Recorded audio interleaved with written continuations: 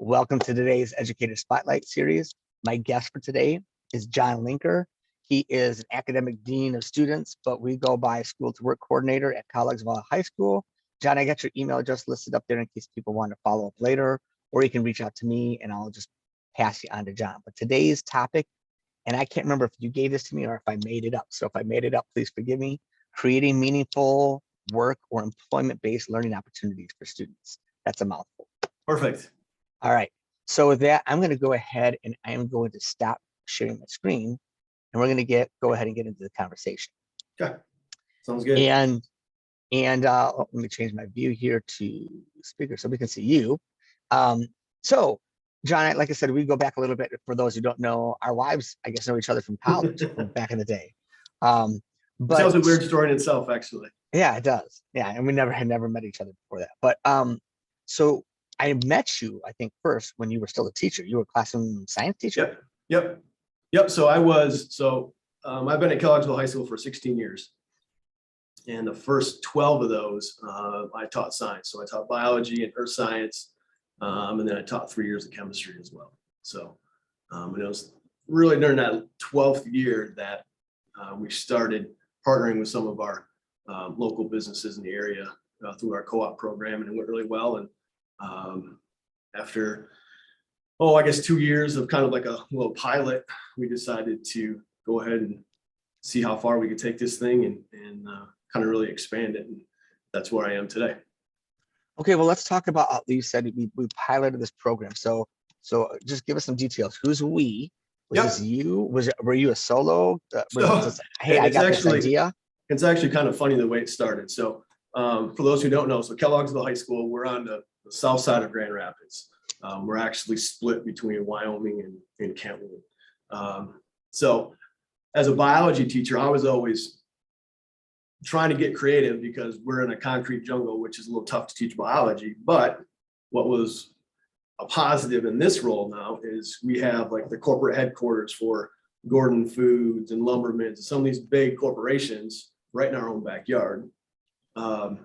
So for several years, my buddy who was a counselor at the time, our current middle school principal, we'd sit around and we'd start talking and be like, man, we need to somehow connect these kids with, some of these businesses right in our backyard,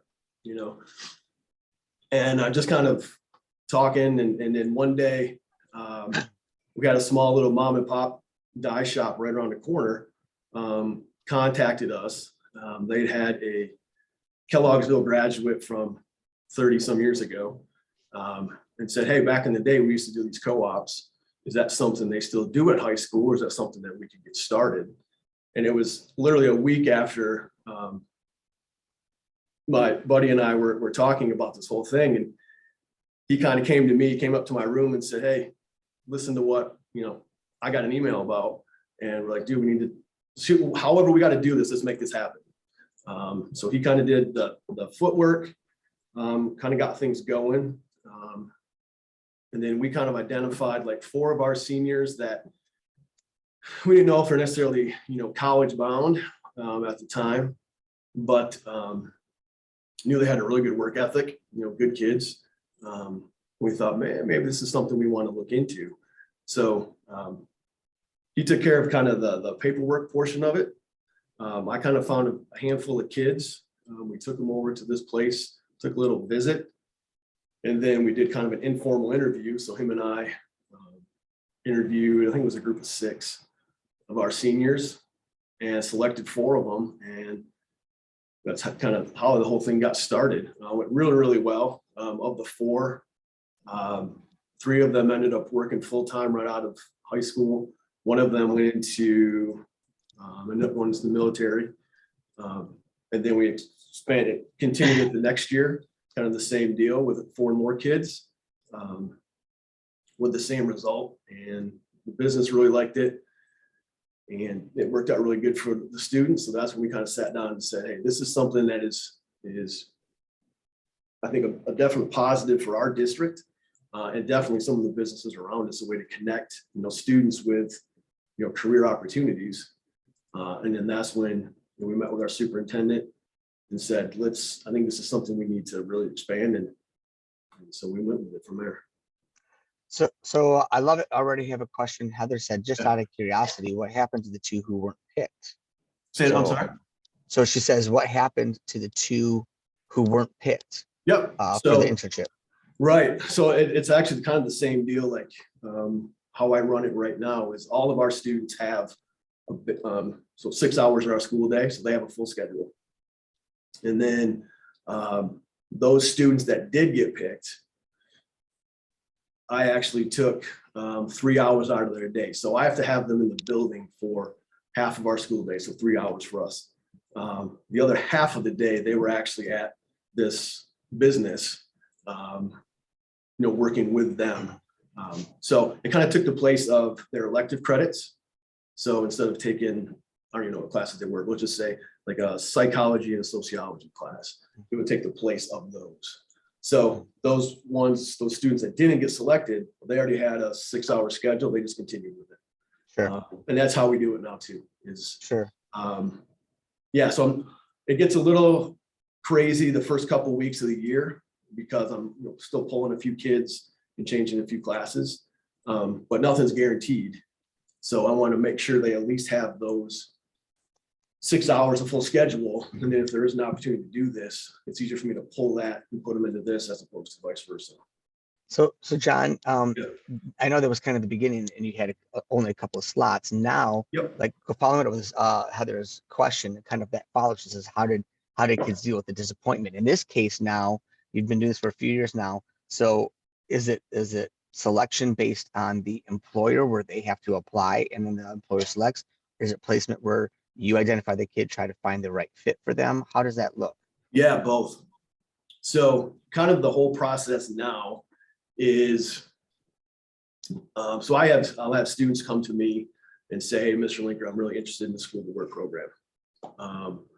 And then I will have businesses. So some of our partners that we worked with in the past, or even new people come to me and say, hey, we're looking to, partner with a high school for, graduating seniors, or we've heard of your school to work program. How can we get involved? So I'll come back and I kind of present it to our seniors first. So I work primarily with juniors and seniors, predominantly seniors, and say, these are the options that we have available for those of you that are interested in our school to work program. So let's just say I have a student, interested in like a construction career. Okay. So they may come to me and say, hey, I'm interested in construction. Do we have anybody that we work with? I'll say, as a matter of fact, we do. Then we'll set up a time to maybe take a tour of the facility, see what like an entry level position would look like, where can they move within the company, all that sort of thing. Okay. And then we come back as a group and kind of debrief, get an idea of who's still interested in, working for that particular business. And then they go out and they actually interview. So they know ahead of time. So let's just say, for example, Lumbermans is one of our really good partners. They've been fantastic to work with. So let's say I contact Lumbermans and they said, hey, I think we have a position or 3 positions available for students. And I may have 6 students that are interested. Then I would take those 6 students, they would go for an interview at Lumbermans. They would choose the 3 that they would like to continue working with. And then the rest of those other 3 can either stick with their traditional school schedule, or I can see what other positions I have available for them. All right, so I'm going to pause right there, and I'm going to Yeah. ask for our audience, for people participating. First Yep. of all, how many people are familiar, or how many of you actually did a co-op or work-based learning when you were in school? Because I actually did. As I'm curious to see, just by show of hands, anybody who said, okay, Heather said she did. You can either do under the reaction button. There's a hand raise. You can do that, or you can just type in there if you did or didn't, or you can tell me if you didn't do one. And I'm also curious for, so how many did, and then also how many actually familiar? So Vanessa said no. Did they have one at your school? Because I feel like when a number of years ago, they were more commonplace. Maybe Yeah. I'm wrong about that, but I feel like now we're starting to see kind of a revival of that a little bit. Yeah. Can I jump in for just a second, Eric? Please do. Please do. Yeah. So that's one of the things that for me is frustrating to some degree, in that when I talk to teachers or administrators that have been around the district for, say, 25 years, even 20 years, they'll all say, oh yeah, we used to do this, we used to do that, we used to have this program, we used to have that program. We don't have that anymore. I know some of the bigger schools in the area do. For us, we have 600 some kids in our high school, just to give people an idea. How many was that? 600 in your high school? Yeah, I think we have 611 right now. So fairly small. It's pretty low. So, but a lot of those programs and things kind of got taken away several years ago. And that's kind of what got this whole thing started too, was like, we were so focused on shoving everybody into the college world, that now we're kind of reaping the backside of that and saying, maybe that wasn't such a great idea, but yet we've had to cut some of these things.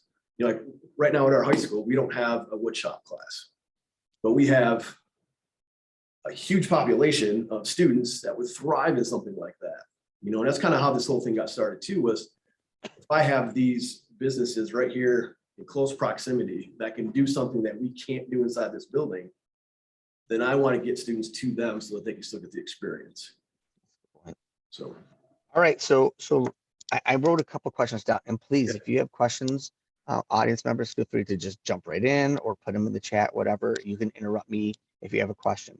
But I do have a question. You met a couple things I heard from you. What sort of requirements do students have? What are they like? Are you just taking, hey, I'm a kid, I'm not liking school, I don't want to be here, so give them a co-op? Or what do you have as requirements? Yep. So it's funny because we just kind of did this. So I do the scheduling here at the high school as well. So we were just in classrooms over the past couple of weeks, finalizing registration and stuff. So what I look for really are 4 things. And I really stress this. So first of all, it's super important that students realize this is not just, hey, Mr. Linker, I need a job, can you find me a job? Which I can do that, but that's not what this is. That's why there's always certain people I'll partner with, because there's kind of a fine line between student and, yes, I'm working for you as well. And we can elaborate more on that later, but understanding that this is a potentially career opportunity is one of the things that we really have to stress. I look at, are you on track to graduate? So by on track, if we're 1 or 2 credits behind, that's not a huge deal. We can make that up, but we have to be on track to graduate. I look at attendance. So if we have a problem getting to class, then I'm going to have a hard time, taking this student out to a business partner and say, yeah, their attendance is bad at school, but I'm sure they're going to show up for you, right? Right. And then the last thing I look at are their log entries. We have a history of, issues. Are we getting into fights? Are we mouthing back to teachers? Things like that. So, if we got a couple of cell phone violations, I can probably look past that. But cool. Yeah. All right, Dio asked, and I have some follow-up questions to that, but when you have questions, I'll put your questions first, Sure. everybody. So Dio says, how intense is the paperwork that you have to have with a company? Initially, it's the paperwork that I use is the same stuff. To be honest, it's stolen right off of the Department of Education website, same stuff the tech center uses. So, so this is just a non-CTE work-based learning. So there is some paperwork involved. We've had to add a few things as far as like COVID protocols. So all the training plans, training agreements, all those type of things that you would go through like a tech center, whatever. Boy, this is just non-CTE. And then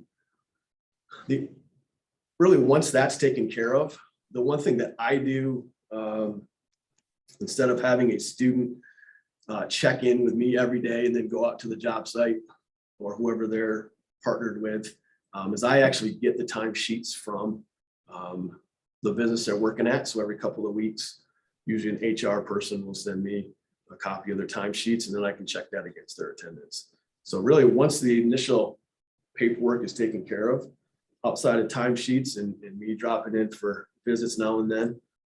It's not too terribly bad.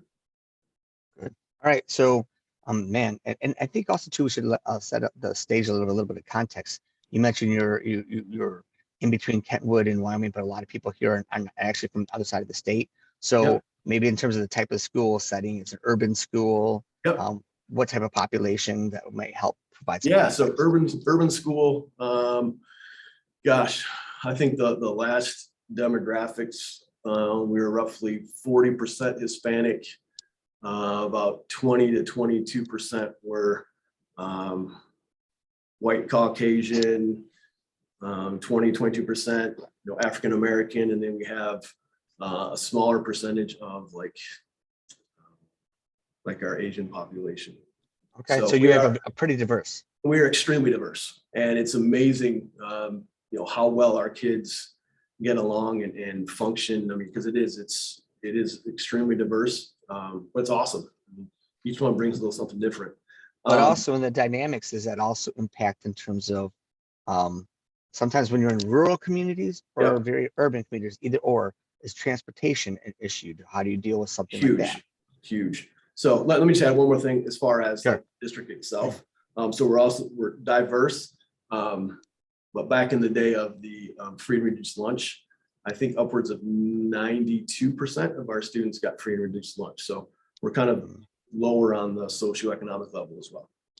So, but back to your question about transportation, because it's probably one of the two biggest hurdles that I have to overcome, because very few of our students have their own transportation. So what we did, and this was one of the questions that I presented or asked of our superintendent when we decided to expand the program, is we actually have a van and one of our bus drivers whose job it is to transport our school to work kids. Oh, so wow. Which works out fantastic. It opens up so many things for me. So we'll have students in the morning. So typically, like our morning students, most of the students in the co-op will go for 3 hours. We do have a few that will only go 2, and this year we only had one girl that did it for an hour. But so like the morning crew would be, I think they get picked up at like 6:45, 7 o'clock. So it's kind of the same schedule as our like KCTC. I was just going to say it's some so this is not necessarily going at 2 o'clock and work until 6. It's going to be very similar to a tech center schedule. It's almost identical to it. The only difference would be if I do have a student that supplies their own transportation, then there's some more flexibility, especially in the afternoon. I've had students like in the morning tell me, Mr. Linker, I can get there in the morning, but I need someone to get me back to school for lunch. So they get picked up at 11 o'clock, just like our skill center kids do. I think to me, that is huge. That is a game changer in terms of being able to have transportation. Yep. Now just for clarification for the transportation piece, my assumption is that those are jobs that are going to have to be in a very tight radius, right? These are all people like jobs and businesses within your community. Yes. So that is one thing. The first year that I kind of stepped into this full role, I was ambitious and we were going to go all over Kent County and it was going to be fantastic. And then I met with our transportation director and she said, that's super awesome. I think it's a great program. However, I can't have 2 people in 3 places at one time. So we had to limit that a little bit. So that's why when we try to keep things in relatively close proximity, a couple of miles from school, which again, we're super fortunate that we have all of these businesses and stuff that are close to us. It helps out tremendously. We try to, but we'll sit down and we'll try to figure it out, and if it takes, maybe it's, one person in the morning do this, and then maybe it's 2 people middle of the day that have to go this way and that way. But we've been able to figure it out. So logistically, it is tough. So if there's any questions, again, feel free to unmute yourself, or you can go ahead and throw something in the chat. You mentioned requirements for the students. Yep. What about requirements for employers because you mentioned, I think you were trying to follow state standards for regarding whatever the Yeah, state requires. Because we've talked to some people, and some of people are doing some work-based learning, and they're like kind of doing their own thing, and they're kind of the wild, wild west. Like, hey, we're just going to do it because kids want jobs, which is great. yeah, But then I talked to other colleagues, like, well, hold on, there's a lot of hoops to jump through, or as Dio asked, paperwork and this, staying on top of it. So definitely. what requirements do you have of the employers? So, um, so I still, and this is the tough question, and this is where kind of gets tricky. We kind of have to develop that relationship. So the first thing is that, you know, the employer needs to understand that they're a student first, you know, and be honest, I've run into this issue with a couple of businesses that were great opportunities. It just didn't fit. Okay. So the employer, they'll, as far as paperwork goes, they'll send me a copy of like their liability insurance. So I have a copy of that. I have a copy of our district's liability insurance. You know, we adhere to the, you know, 18-year-old age limit as far as equipment goes, and safety protocols. Okay, all of that. But then as far as like scheduling, you know, because these are students, you know, we're Monday through Friday. So if something comes up, you know, and let's say, you know, Sunday evenings are a really, really busy time for us. What if we had a student work, you know, Sunday through Thursday?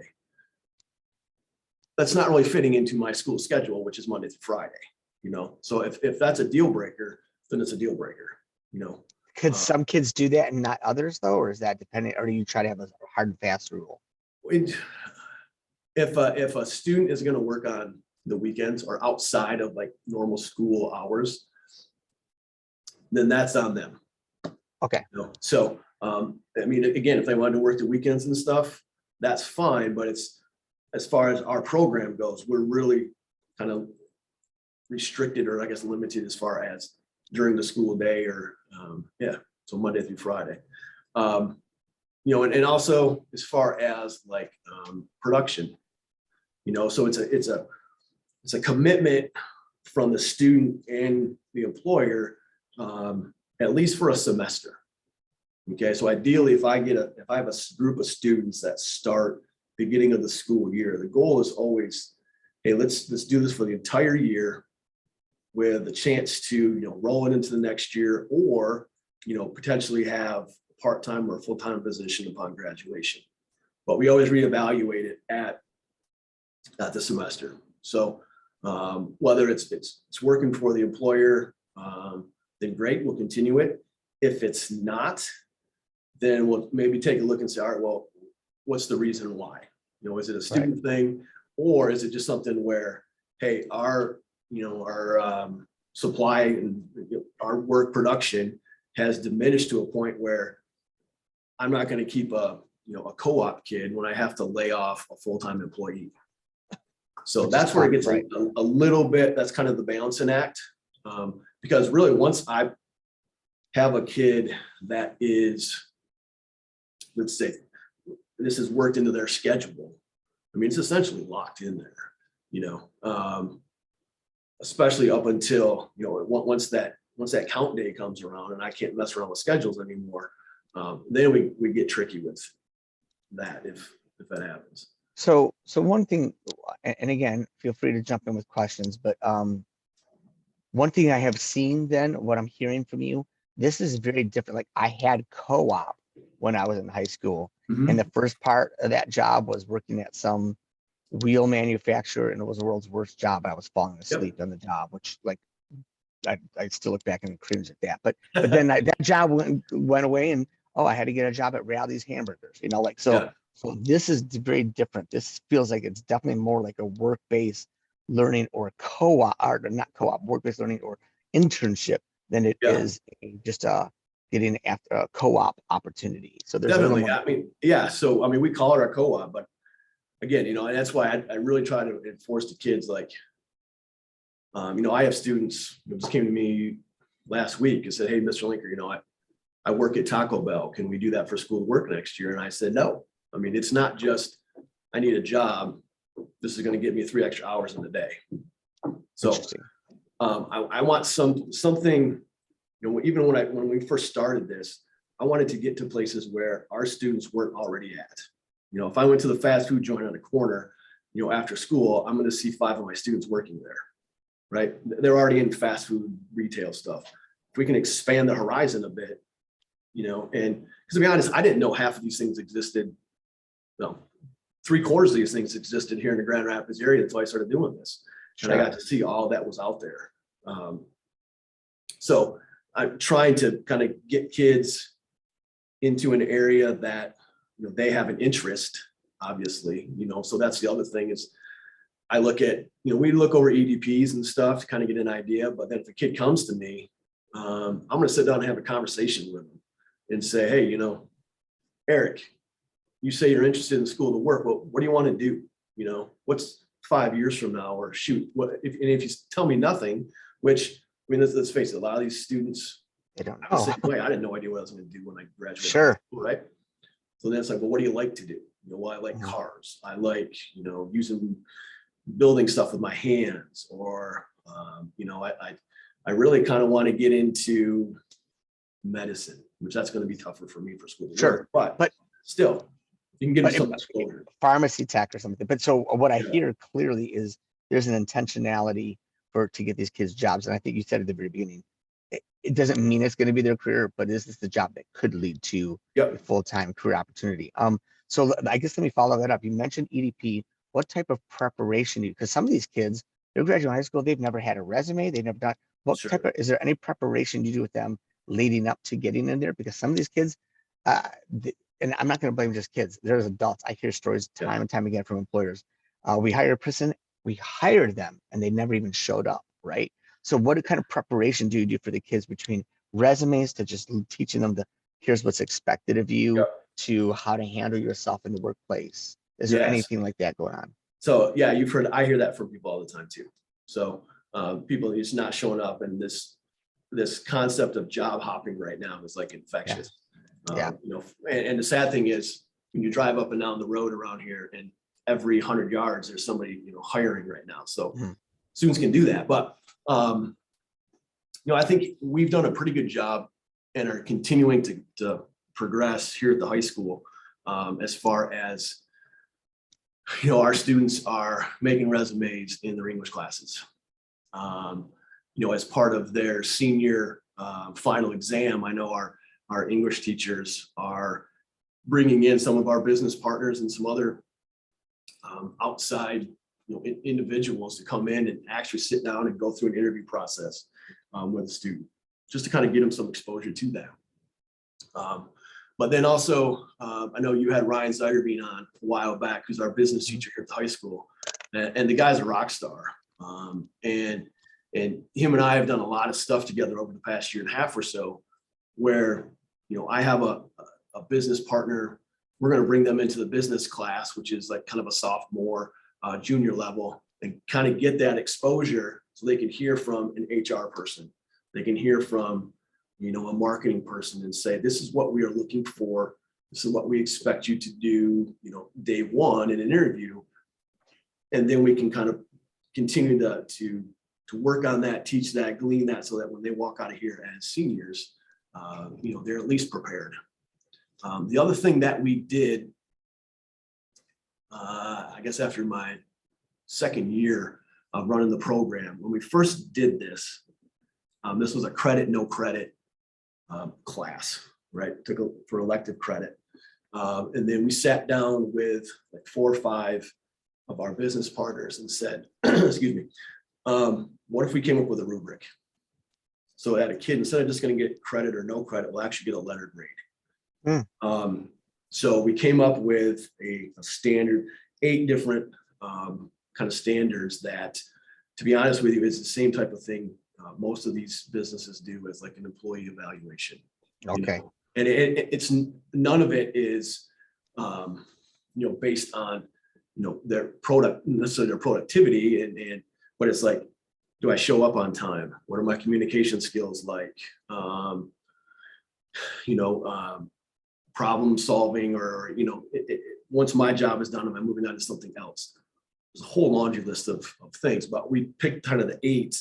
And so then what I do is at the marking period, I send that rubric out to all of the supervisors for our students, and then they grade them and say, hey, this kid's doing this and awesome, this is awesome, and this is going great, this is going good. And then based off of that, we give them a letter grade. So the employers are the ones who, it is essentially them getting an evaluation. Yep. So there's a rubric, and there's a place where we do strengths and weaknesses, comments at the bottom. And then, then they get a grade from them. Okay, I know this is a challenge. We're almost out of time because I got to show kind of the wrap up here, but I have 2 questions. Yeah. So you're gonna have to kind of as quickly as you can. Gotcha. What was the biggest challenge? What has been the biggest challenge getting this started up from beginning to end? Like, because if I knew this before, this would have made it easier, or I've learned this along the way, or ongoing challenge. And then second question, what is one of the best successes? What is one win, or maybe a very, very quick success story? Okay. So as far as the challenges, transportation is the number 1 biggest challenge. The other challenge is some of our business partners will only work with a kid that's 18. So that number, okay, so if there's anybody out here that works in the legislature that wants to change it, if that number 18 were to simply change to 17, it's a world changer. I have seniors that are going to graduate at 17 and can't do anything until August. Right. It's ridiculous. But okay, so that transportation far and away is the biggest one. And then just being able to connect, the school district with the business community. We're fortunate that I'm here. I can be that bridge. I've talked to other people in other districts or even other businesses that want to connect to the district. But I mean, you have counselors that have so many things going on. You have, business leaders are running a business. So to be able to have that flexibility is nice. I guess 2 quick stories. One of them, one of our students started out entry-level position working, making countertops and stuff. And now he's 2 years removed from graduation, full-time employee. He's still making countertops, but he's moved up the ranks. He's now working installations, going out installing them. So he's installing, and doing just a fantastic job. Another one of our students was older, so he was able to get into a particular place around the corner here, entry level, and now he's actually running one of their stores over in the Granville area, just to the west of us here. Year and a half out of high school, went from entry level to store manager. So it's worked out really, really good.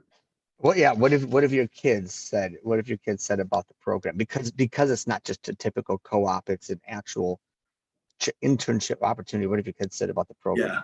Yeah, I would say probably 99% of them have just loved it. And the 1% that haven't loved it, they probably haven't loved it because they found out that, hey, this is not what I want to do. Which to me is still success, Yeah. It's better than going out and realizing, hey, I want to be an engineer and go spend my money and find out, nope, I hate engineering. And we just wasted all that cash, right? So absolutely. But yeah, it's been awesome. It's been fantastic. All right. Very cool. I would love to chat further. I could come up with several more questions. Just really quickly for those who are on this and saying, like, I don't even know where to get started or something like that. I'm not sure if you and I've talked about this, John. There is a tool out there, and I'm going to do my screen share again here. There's a tool out here called Emerge Jobs. It's worth Emerge Skilled is what it's called, but the link is emergejobs.com/Emerge Skilled. Gotcha. I can put that link in the chat. And this group actually started over on the east side, but they're trying to expand through the state, and it's been approved by the Michigan Chamber of Commerce. And what they're trying to do is try to create opportunities to think of it, for lack of a better word, it's this LinkedIn or this Indeed for high school students to try to connect students to employers. Now, it's not necessarily internships, although they are open to that. That is among their things that they're willing. But they're trying to help find kids jobs. And this is not necessarily, though it can be McDonald's, but it could also be some of these employers to try to do some of that connections. So if you've never heard of that, I just wanted to make sure I threw that out there to everybody. I'll put the link there in the chat, but I don't know a lot, so I'm not like the spokesperson for them, but I did a demo with them and I'm very curious, like, how do we get more of that out here where we are creating some of these connections? I think the struggle will always be back to what John was talking about, transportation, age, and things like that. So, want to get back to my PowerPoint and wrap it up so I can give you what you need so we can get out of here. But just wanted to say, hey, with our upcoming opportunities, we're done with our career chats. With our career chats, I think we're done for the year, and we're done with Educator Spotlight and our and even our Career Readiness Network. So we're done with all the programming. But keep in mind that the Educator Spotlight Series and Educators and Industry Events for this school year only are still available for SCECHs on demand in the PD Hub through May 31st. So if you said, hey, this was great, did you have any more of these? And I could use the SCECHs, a half sketch for this program, for our for the career chats, those are a half sketch. You can go back and still get SCECHs through that through May 31st. So you can go back into our PD Hub to find that.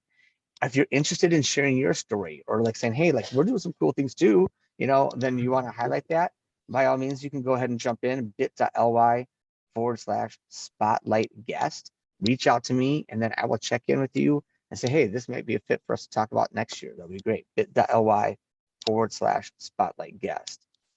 Today's survey, and to get the link for the sketch today, you need to go to, and I will put this in the chat in just a moment, bit.ly/ESS-sketch 2021-22. So it's 2021-22, not 2022. And then the 6-digit code is 739021. 739021. And again, I'll put it in the chat in just a moment. My email address is below. Our website address is above. Thank you for taking the time to join us today. If you have any further questions or you want to hear more about an internship opportunity, get a hold of me. I can put you in touch with John. I'm sure he can give you a lot more information. This is just a sample size of probably all the things that go into doing this. But with that, I'm going to escape from there and stop sharing my screen. And I'm going to go ahead and this was the Emerge Skilled. So I wanted to put that in there. Oops, paste. Oh, it didn't take. Give me 1 second. This is that Emerge Skilled link. Copy in case anybody needs that. And so for the bit.ly, give me 1 second. I'll pull that back up. That is right here. The survey link and the code is in the chat. So if you have any final questions, I can stick around for just a minute. John, are you able to say you stick around for just a minute or two longer? Oh yeah, absolutely. Awesome. I want to say thank you to everybody for jumping on and participating for the day. John, thank you for your time today. I really appreciate it. Oh, you're welcome. My pleasure.